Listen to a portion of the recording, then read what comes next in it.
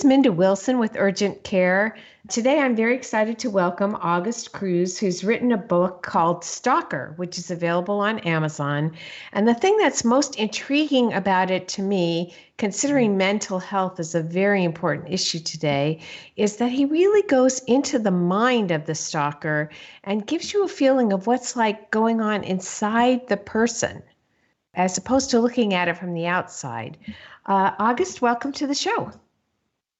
Hi, Minda. Thank you so much for having me. Yeah, so you're a teacher, right? So what drew you away from teaching and start into writing?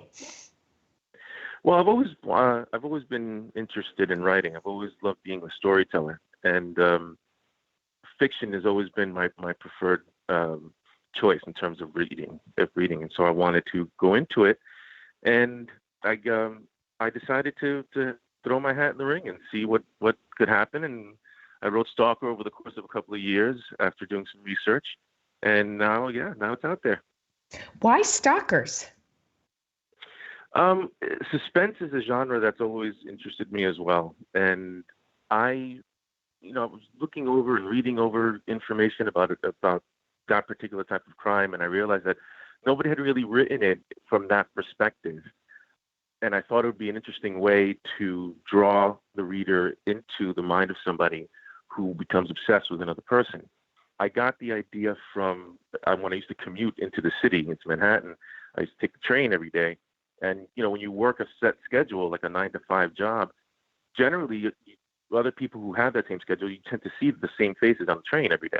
Mm-hmm. And so I started to wonder what they're like, because they look all, professional. They're minding their business, mostly minding their business, reading a magazine or a newspaper. And I just started thinking, I wonder what they're like behind closed doors.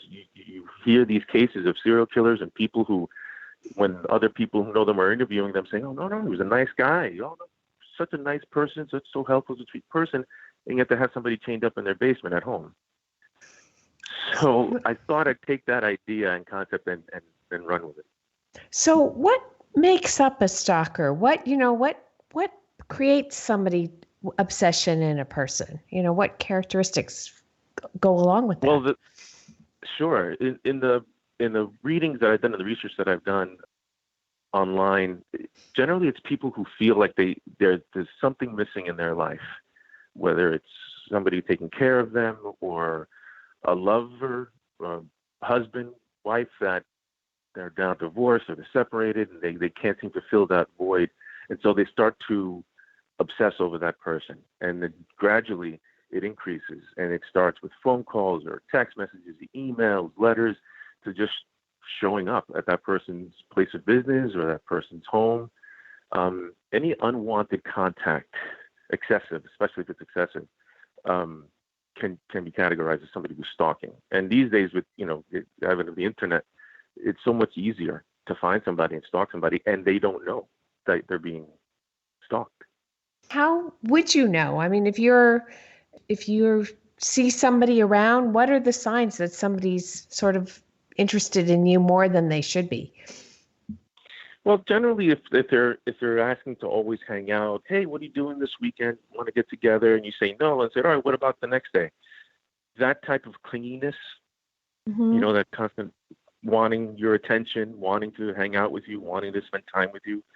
And look, there's nothing wrong with, spending time with somebody, but if that person isn't really interested in doing anything more with you, or if that person really doesn't, show an interest in hanging out, but the other one keeps on insisting, that could fall into the category of stalking. So a little more aggressive than would be right. normal under the circumstances, especially if you're saying no. Yeah, oh, absolutely. If you, and I'm sure we've all gone through that experience where somebody comes up to you and said, "Hey, you want to get together," and you're really not interested. You say, "Well, no, thank you." Most of the time, more often than not, they'll just go and they'll leave it alone. But if the person keeps coming back over and over again and becoming, like you said, more aggressive and wanting to do that, then yeah, that definitely falls in that category. So to me, someone that has that kind of obsession, it's there. It sounds like it's more than just somebody who's lonely. It sounds like they may have a mental health issue going on. Is that necessarily true? A lot of the times it is, yeah. A lot of the times it is. With certain, if you read up on cases of celebrities that are being stalked, you'll find that most of the time the stalkers will tell investigators or police or whoever it is that stops them or confronts them, say, no, I we're meant to be together. She talks to me through the TV, or he sends me thoughts, and that kind of thing. That is obviously an indication of somebody who's just not mentally well, who's not mentally stable. You have other cases where, for example, I don't know if you recall, now a very young actress in the 80s, Rebecca Schaefer.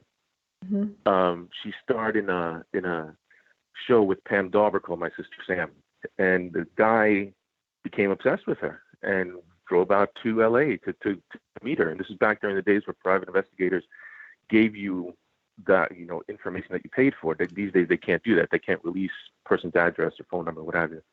And he showed up at her apartment and he shot her, which point blank range right there.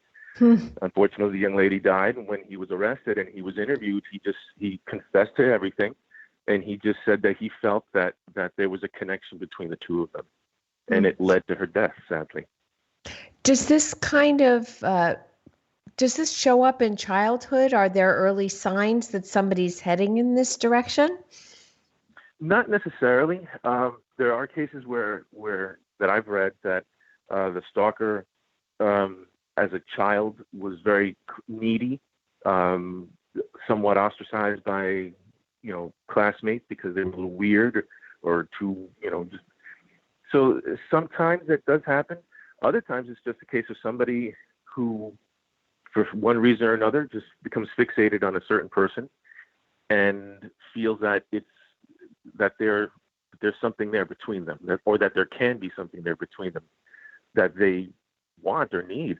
More often than not, stalking occurs between former lovers or former spouses or significant others. Can't deal with that rejection. And you in your book, your character has a difficult childhood. I mean, he reflects that. So. Oh yeah, yeah. The guy, alcoholic mother, his father abandoned them.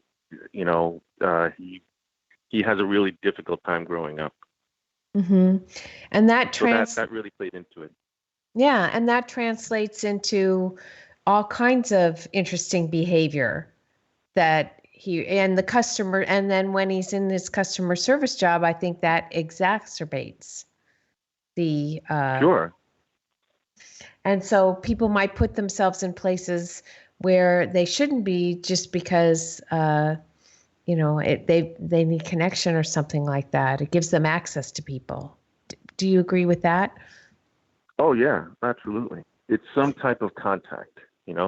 At the end of the day, this guy, gets home. He lives by himself in a lonely apartment in a sketchy type of neighborhood. Doesn't really have many friends, and so that's the type of contact that he has with the outside world. So when you're thinking about stalkers, what we've learned so far is that really there's some kind of isolated part of their life, and they're looking out for connection in some way, and the need to connect overrides social norms. Is that basically? And then if somebody feels like they're being stalked, what can they do about it? There are resources on the net, actually. The National Center for Crime Victims online provides wonderful numbers and resources that they can go to. Obviously, your local police, but there are organizations out there for stalking victims specifically. Actually, if you just a Google search will pop up quite a few. And so I understand you're working on a new book as well. Yeah, this new one, I'm working on it now. This time, the stalker is a female. Is that unusual? Generally, it's more often men that are stalkers, but there are female stalkers. out there. So yeah, it's not as unusual as you think. When you hear numbers like there are 7.5 million cases of stalkers in the U.S. alone every year, yeah, it's not just male population. It's women are also involved in that. So this next one is going to be a female stalker who's a lot more tech savvy than the character that I wrote in Stalker, which makes her, in my opinion, more dangerous. So why do you say that? Why does someone who's tech savvy more dangerous? Well, because if you're that tech savvy, then you can do something more than just, look at somebody's Facebook profile. You can hack into their account. And it doesn't have to just be the Facebook account. It could be Instagram. It could be your bank account. It could be anything.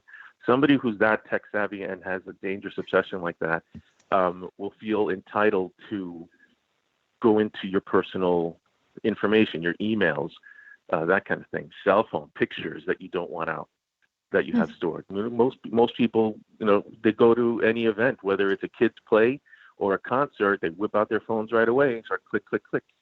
And it's stored obviously on their phone. And if somebody knows what they're doing, they can obtain those pictures. I mean, look at all the celebrity pictures that were leaked of female celebrities that took nude pictures of themselves. That got out. And you think yeah. that, and so people that people that are clever can have access to your information. Is there any, if you feel like people are doing that to you, is the best, your best recourse to go to the police? Is that? Yeah, it's absolutely, because it's illegal. It's illegal to hack into your account. That's against the law. And to divulge information about you that you didn't want out there. It's a little difficult to prove but it is possible. Sure. It is possible to show, listen, I took these pictures, this person hacked into my account, and now it's all over the net. And so when you draw a character, it seems like the one you wrote in your book, Stalker, is very three-dimensional. Like, I mean, you understand his mind, you understand how he views the world. How do you work that out? I mean, is it?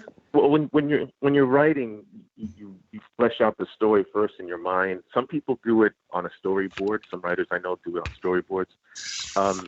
I just come up with a rough sketch, a rough idea, and I start fleshing it out from there. I write it all, as much as I can. I finish it, and then I go back to the beginning. And say, you know what, this could use a little bit more. This needs a little bit more detail, or we need to dive more into this character. Why is he like this? What happened? What's his path like? So I started asking myself, well, what would a person like this have gone through in their childhood? What kind of outlook? What kind of experiences led to this type of outlook? So I start to formulate his backstory. Backstories are really, really important in fleshing out characters and making them come to life on the page, because there's always something that you either can relate to or feel sympathy for.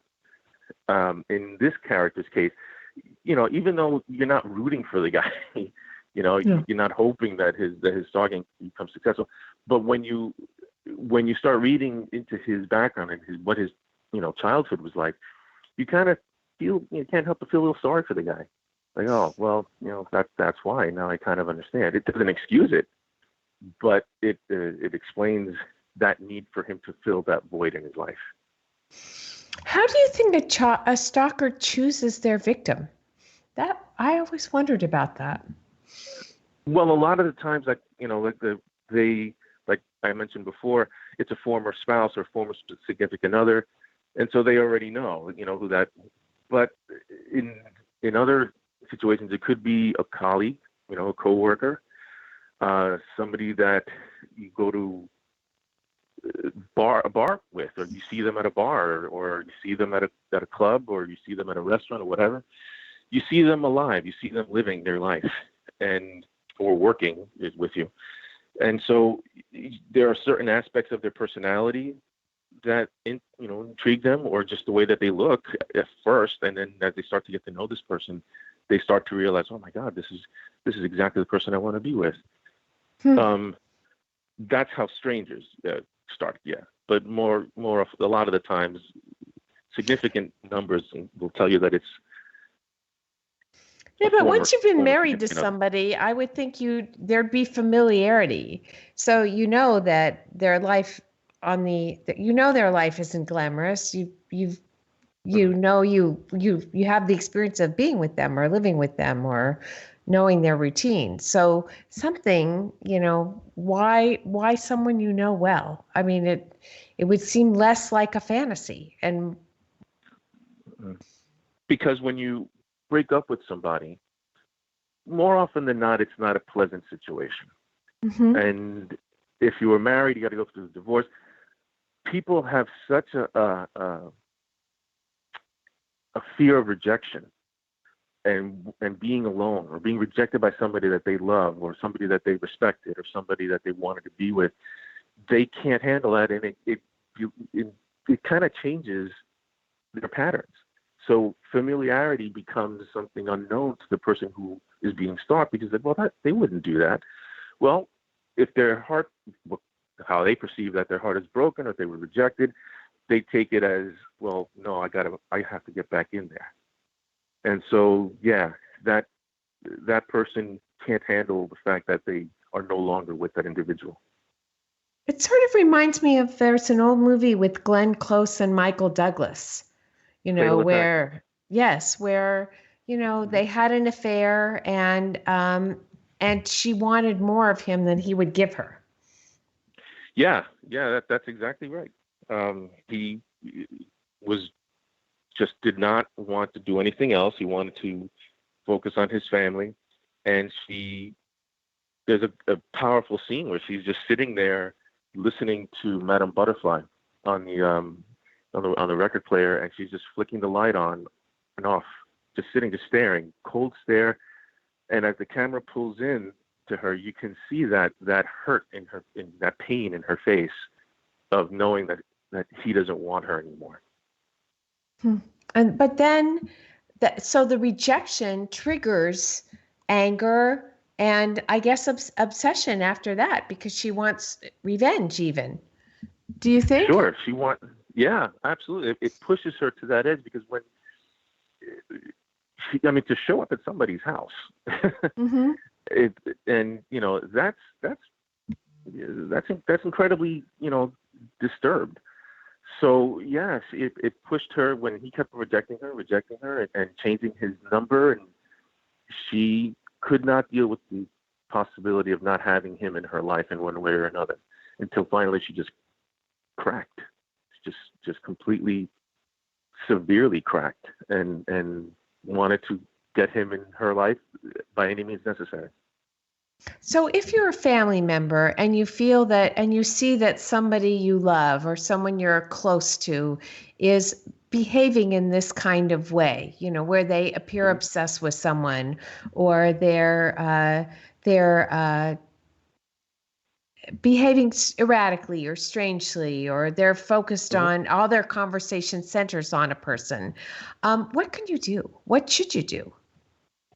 Well, you have to be careful because if you approach them or if you confront them in a certain way, they might just immediately go into denial. Say, no, no, I'm not obsessed with that person, or that kind of thing. Deflect from the fact that they're doing whatever they're doing. Um, so a calm, gentle approach would probably be best. Where you just go up to them and say, listen, I've been noticing that lately. Um, you're spending a lot of time with this person, or you seem to be you seem to want to hang out with this person a lot or be in contact with this person. Is everything okay? How do you feel? Very, very sort of, you have to be careful because otherwise they'll become very defensive and they will just shut down and not open up to you at all. But if you see that somebody's acting that way, I would definitely just have a conversation with them. If it doesn't work, then you might want to get other people involved. Mm-hmm. And by other people, how do you mean family members, therapists? How would you? What's Yeah, your? family members and therapists, absolutely. Um, Uh-huh. so that they know, what's going on. Um, perhaps even reach out to the person that the family member seems to be fixated on, and just have a private conversation with them to find out their side of it. what's Mm-hmm. going on, how they're perceiving it. But before, that's an extreme case. Before, you would have a conversation with your family member, and if that doesn't work, then yes, you would get other family members involved, therapists involved. Mm-hmm. Mm-hmm. And do you have an obligation to notify the person that's their object that that person has become obsessed with them? Well, the dangerous part with that is if the person doesn't know, then they might, you don't know how they're going to react. Mm-hmm. And if the family member finds out that you reached out to the person without letting them know, that could cause a whole other problem as well. Mm-hmm. So I would really let let the therapist handle it from that point. So yeah, contacting the person who is the object of their fixation is really an extreme case. Only if you think that that person is in danger for whatever reason. But I would just deal with the family member, just that person. Hmm. And what do you do? And if your child is being, like with is bullying a form of stalking? Well, you know what? It kind of is, because if a person is constantly, if your child is being bullied, it's the same person over and over, and it's every day. It's kind of like stalking, because the person seems to be fixated on that child. If he's just a bully with everybody, then that's just a case of bullying. But if it's just that one kid, yeah, I guess you could. So in that case, you maybe if your child is bullying someone and they're Hmm. fixated on one person, then that may be an indication that they may have a mental health issue. It's possible, yeah. I'd go see the child psychologist right away. Mm-hmm. So in school, is the bullying phenomenon increasing? Do you see more of it now? Bullying, Mm-hmm. uh, you see it, but it takes on again, because of the internet. It's taken on another form. Because when I was a kid, there was no internet when I was a kid, Mm-hmm. and so bullying kind of just stayed at school. Today, if you're bullied at school, it continues afterwards in a much broader format. You have a much larger audience. Snapchat, Instagram, Facebook. There are, God, I mean, I forget how many cases that have been reported of teens not only moving to another school, but the bullying continues by sending pictures or videos or postings up on their Facebook, and the kids, unfortunately, some of them commit suicide, sadly. So I think I think bullying has always existed. I just think the intensity has kicked up a notch because of the internet. And it's sort of like the Mean Girls phenomenon with the volume dialed up because it gives Oh, people sure. an anonymous tool, right?